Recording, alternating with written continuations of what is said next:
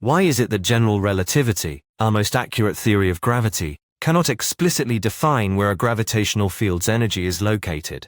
The authors of this paper propose a solution that unites gravity with quantum mechanics by reimagining spacetime itself. In classical general relativity, defining exactly where gravitational energy sits is surprisingly difficult because gravity is geometry, not a standard force.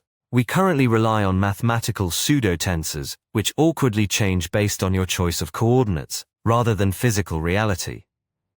Resolving this ambiguity is not just a mathematical exercise. It is likely the blockade preventing us from understanding the dark sector. The researchers argue that properly localizing energy is the key to describing dark matter and dark energy within a quantum field theory framework. To solve this, the paper introduces the Nexus Paradigm, which models spacetime itself as a localized lattice structure.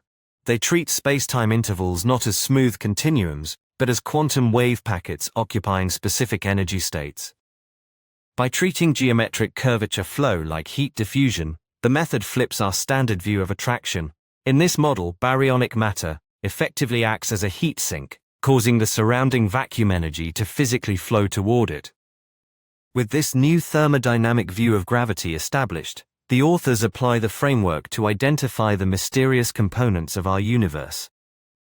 This framework offers specific identities for the invisible universe without invoking mu particles.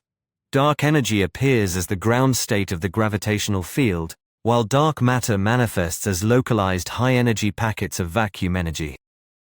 Gravity here is described as a dynamic decay process, rather than a static field. High-energy gravitons naturally shed ground-state gravitons to reach lower-energy states, generating the force we perceive as acceleration. Crucially, this approach yields numbers that match our actual observations, predicting a vacuum energy density of approximately 0.7. It even derives the scale of galactic acceleration found in rotation curves, without needing to invent arbitrary new constants. The model recovers the baryonic Tully-Fisher relation perfectly from first principles. Interestingly, while it modifies the theoretical event horizon size, it preserves the stable orbits we actually observe around black holes, maintaining consistency with data.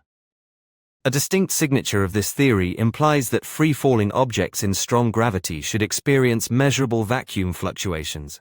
It also derives positive mass as a mathematical necessity of the system, rather than just an assumption we have to make. To learn more, head to emergentmind.com.